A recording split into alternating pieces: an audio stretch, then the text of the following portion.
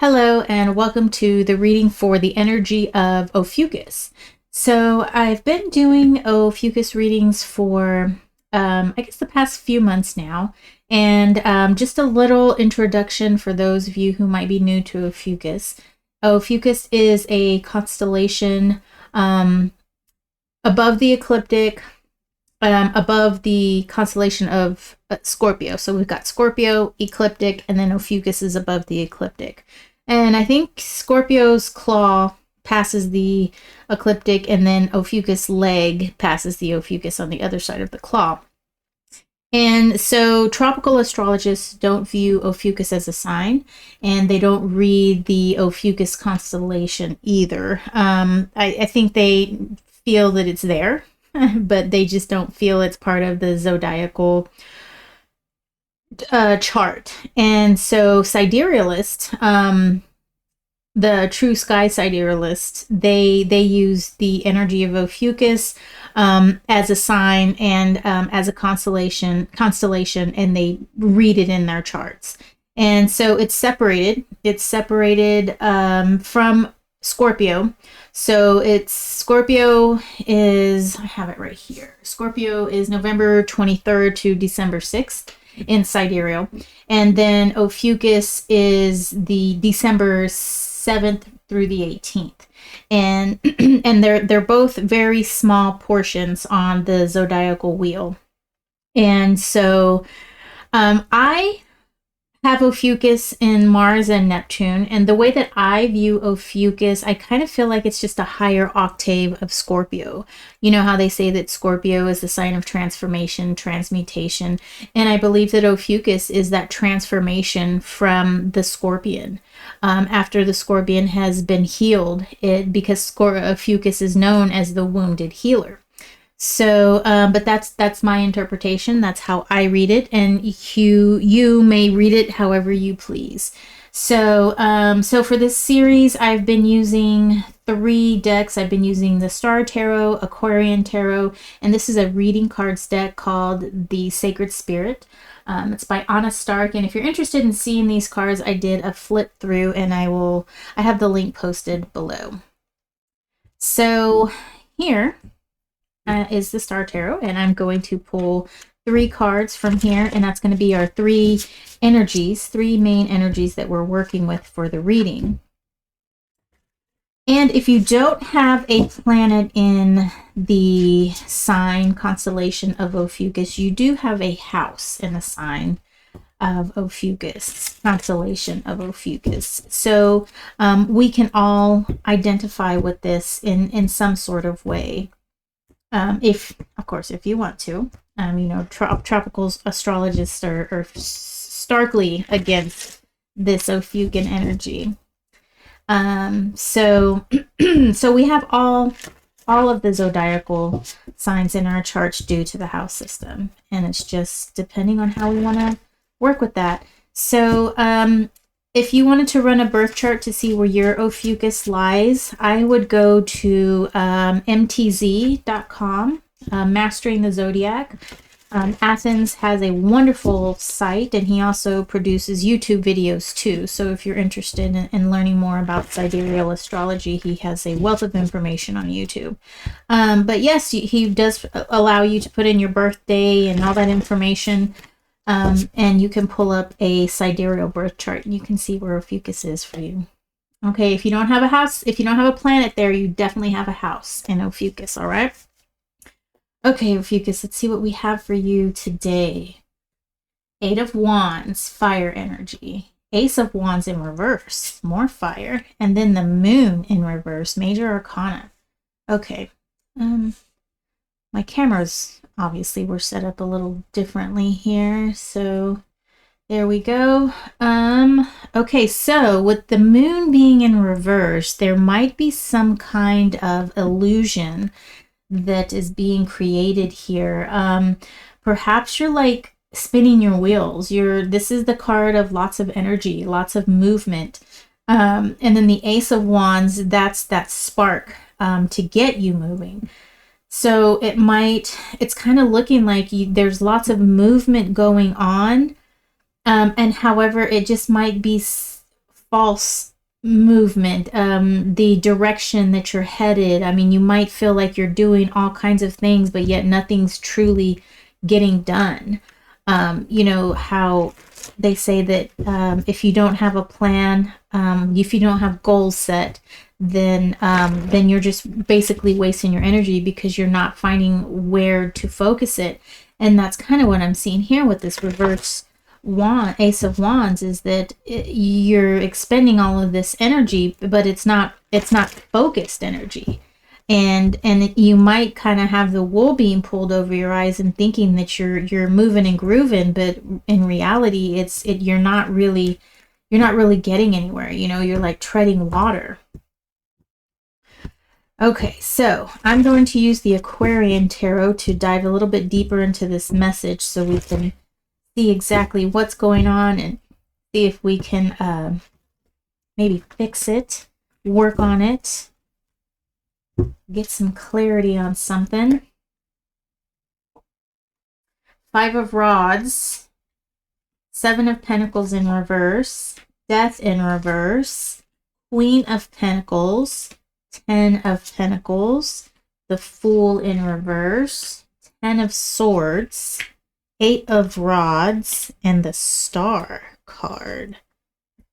Okay, let me switch your view here so you can see your spread.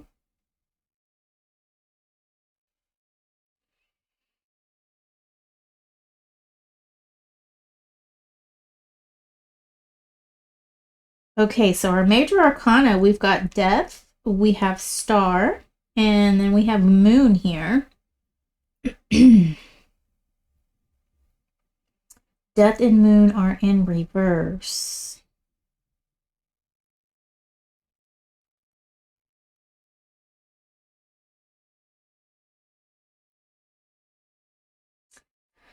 So with this energy that you're working with here, that there seems to be some sort of like conflict that's going on. And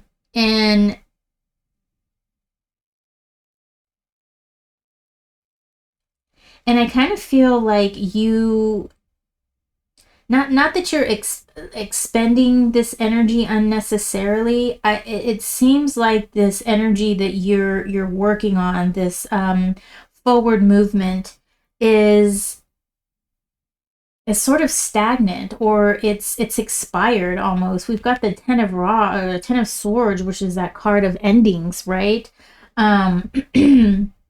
It's that final ending here.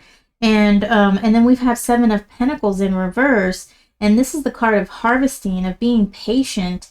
And to me, it's looking like this energy that you're working with, this forward movement, it's no longer valid. It's no longer what's needed in this situation. Then we've got our Ace of Wands here. We have Death and Queen of Pentacles.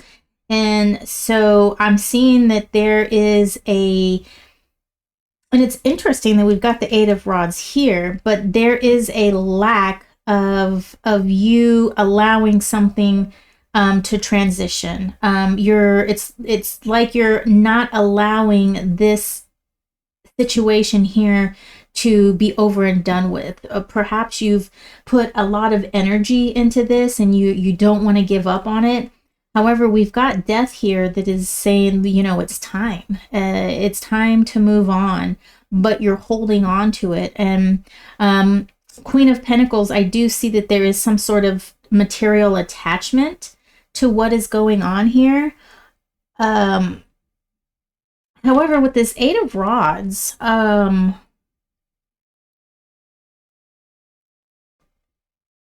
we've got Eight of Rods here and here. And it's almost seeming like this Eight of Rods is, it's like once this has expired and once you release all of this stagnant energy, I feel like you're going to get a burst of energy to move forward with a new project. This is seeming like dead weight. But once you cut the dead weight, it's almost like you're going to spring forward. And it's going to kind of be clear to you, which is evident here of the star card, saying that it's going to be clear. You're going to have a clearer direction, a clearer heading, so that you can properly direct your energy into something that's going to be more fruitful. Like we have here with the Ten of Pentacles, that is like that legacy card, that thing that all of this, I don't want to say wealth, but wealth in a sense of like happiness, of just that happily ever after. And you have so much of it that it's going to be passed down generationally. Yes. And so cutting off this dead weight is going to spring you forward into a new ideal, a new situation that you're really going to enjoy. So I do see with this moon in reverse, however, I don't necessarily see that it's an illusion anymore. I feel like this moon here, coupled with this Fool and Ten of Pentacles, is telling you to like release something. It's very curious that these are in reverse, and this is kind of a hard read for me. The moon. So the moon is all about phases. And you know, and illuminating in the dark, and being that light in the dark. And when it's in reverse, you know, it can mean several things.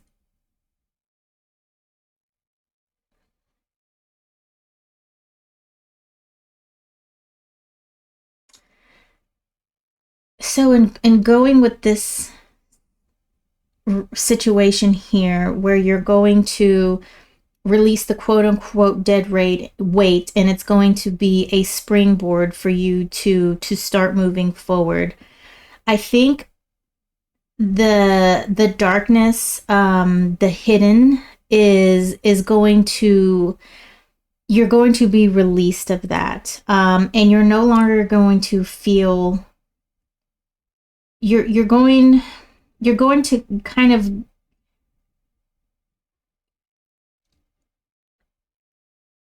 you're going to go into this situation in a way that you know what you're doing. Okay, because the Fool upright is a card of new horizons and exploring new territory. However, with the Fool being in reverse and the moon being in reverse, the feeling that I'm getting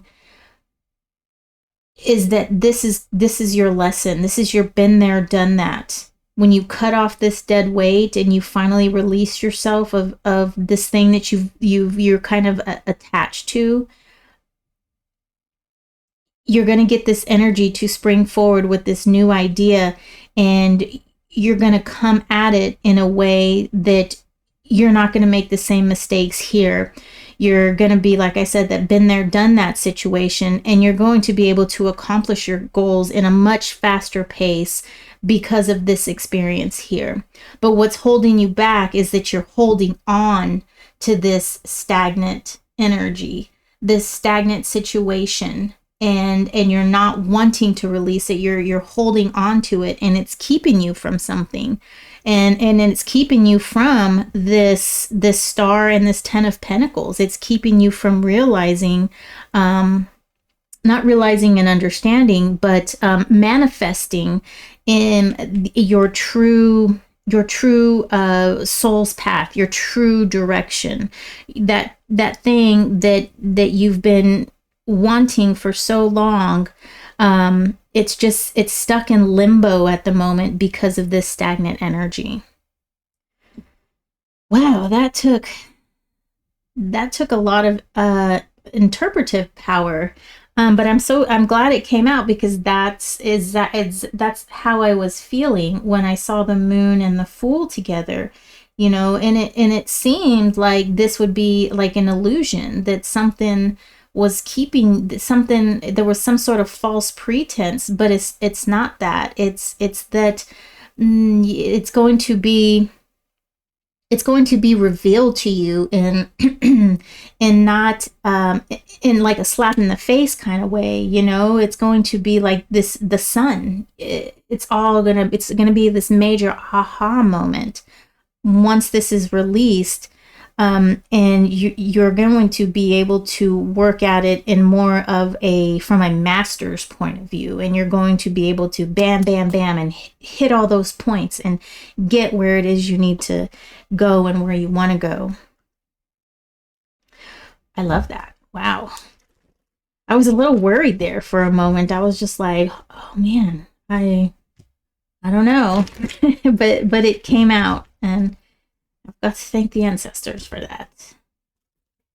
In my meditation before I start reading, I always pray for, you know, clarity in understanding the message, and then clarity in interpreting the message, and then clarity in articulating the message. Because sometimes the message is, I have it, you know, I have it here and I have it here, but I cannot put it out into words. I can't put it out into the ether for whatever reason.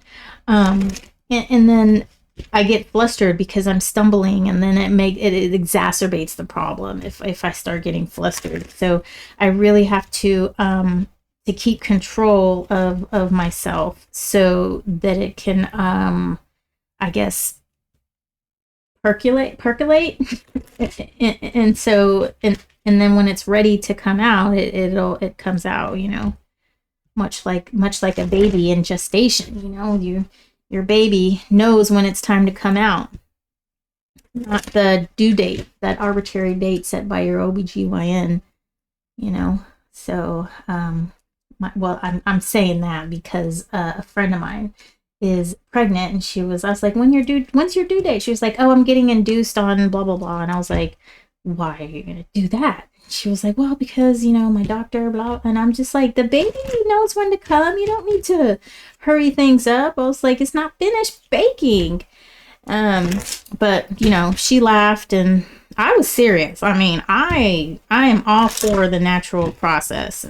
I had 3 of my kids at home because I learned with my first kid that the hospital was not the place to be.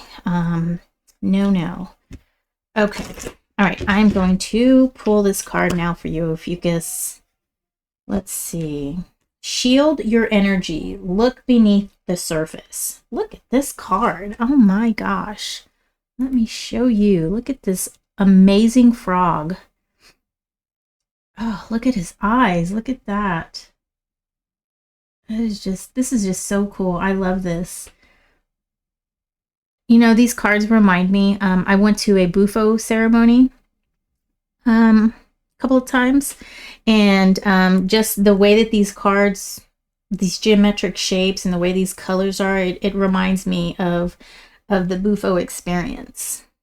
And it, you know, this frog popping out just reminded me of that. Except, you know, the Bufo experience, it's a little more crisp than this. This is a little more muddied. The Bufo is, everything's real crystalline, fractal, and very geometric, but it's very crisp. Very, very crisp. All right, number 32.